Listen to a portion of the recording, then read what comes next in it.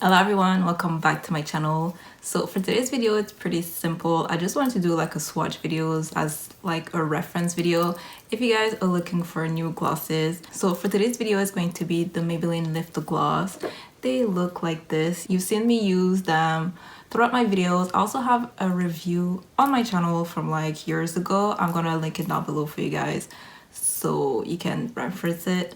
I still love them. Spoiler alert. I still love them. I still think they're amazing glosses. They have a lot of shades. They're always coming out like with a few shades here and there. I mean, it's been a small while since they had like a new shade, but they have a lot of nice shade if you guys are interested. Like I said, they're really nice glosses. I have one on right now. They're really high shine, non-sticky. They have hyaluronic acid, so they keep your lips moisturized throughout the day if you just want to put on something because your lips are dry. They're really convenient. And also they have a nice pigment. I won't say that it would totally change whatever, but some of them are more pigmented, some of them are less pigmented. It really depends on the shade that you're getting. Yeah, they have a really nice range of shades.